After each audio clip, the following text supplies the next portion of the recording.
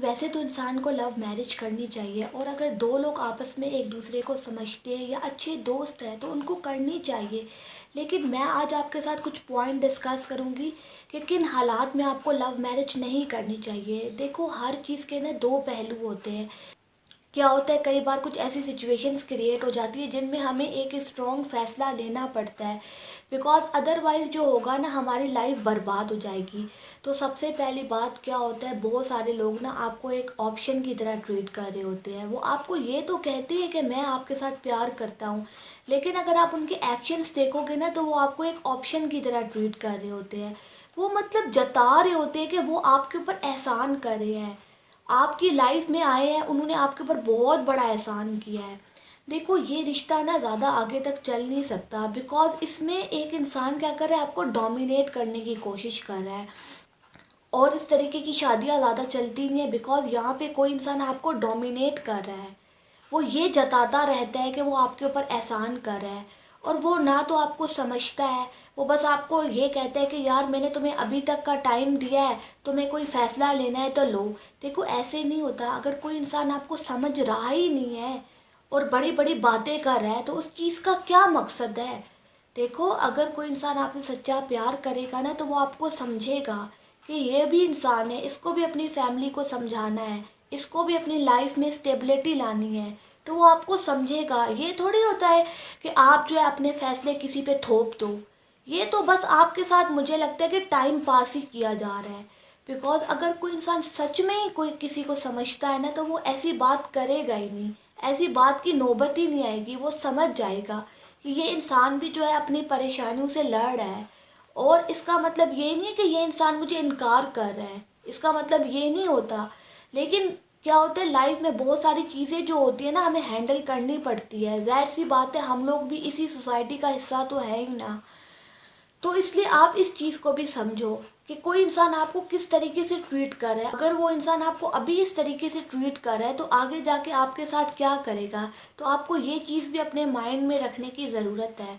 और दूसरी बात क्या होती है कि कोई इंसान जो होता है ना, अपने जो होते हैं ना फैसले आपके ऊपर थोपता है कि तुम्हें ऐसा ही करना चाहिए, तुम्हें ऐसा ही बनना चाहिए, तुम्हें मेरे हिसाब से चलना चाहिए।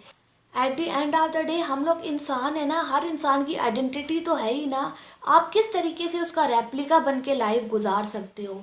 वो इंसान एक अलग तरीके का है, उसकी जो है ना साइकोलॉजी एक अलग तरीके की, आप एक अलग तरीके के हो।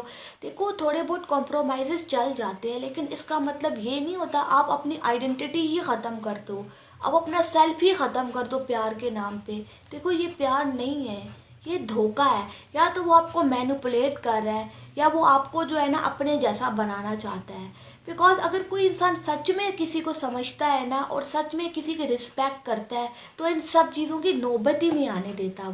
वो कभी फैसले आपके ऊपर थोपेगा नहीं। वो आपकी भी स्पेस की वैल्यू करेगा। उसको ये पता होगा, यार ये भी एक इंसान है, इसकी अपनी स्पेस है। जब उनका काम पड़ता है ना आप में, तो वो ऐसे आपको दिखा रहे होते हैं कि वो आपकी हर बात मान रहे हैं, और आप जैसे कहोगे वो वैसे ही रहेंगे। लेकिन बाद में क्या होता है, ये लोग आपको अपनी असलियत दिखा रहे होते हैं। बाद में आपको पता लगता है ये इंसान जो है ना वैसा नहीं है। बिकॉज हर इंसान ने अपने चेहरे पे मास्क तो चढ़ाया होता है ना। आपको उस मास्क के पीछे जाके देखना है कि उस इंसान की हकीकत क्या है, उसका बैकग्राउंड क्या है। देखो, जज्बात में फैसले मत लो। देखा करो कि वो बंदा कैसा है, उसके एक्शंस कैसे, उसके बैकग्राउंड क्या है उसका। मतलब हर चीज़ आपको देखनी होती है, उसका थॉट क्या है, उसकी थिंकिंग क्या है, हर चीज़ देखो, तब जाके कोई भी फैसला करो। अगर आपने जज्बात के बहाव में आके कोई फैसला कर लिया है तो ये चीज़ ज़्यादा देर तक नहीं टिकती। आखिर आप एक इंसान के साथ रहते हो, और इंसान सिर्फ बॉडी नहीं होता, उसके बिलीव्स होते हैं, उसकी सोच होती है। At the end of the day हमें उसी के साथ रहना होता है। क्या होता है, बहुत बार ना मास्क चढ़ा के आते हैं लोग। क्या पता वो बंदा जो है उसका कैरेक्टर ही ना हो, ऐसे ही हो, वो उसकी कोई वैल्यूज़ ही ना हो, वो अल्कोहलिक हो। मतलब बहुत सारी चीज़ें इसमें आ जाती हैं। तो हर चीज़ देखो। अगर आपको ज़रा सा भी शुबा हो रहा है तो उस चीज़ को वेरीफाई करो। जिस बात के बहाव में लिए गए फैसले ना हमेशा गलत ही साबित होते हैं। क्योंकि आपकी ज़िंदगी का सवाल है, ज़िंदगी भर आपने उस इंसान के साथ जीना है। देखो हम ना फ़ैसला कर लेते हैं, लेकिन जो उसका भुगतान है ना हमें भी करना पड़ता है और हमारी फैमिली को भी करना पड़ता है। बाद में क्या करोगे अगर उस इंसान ने जो है आपको असलियत दिखा ली।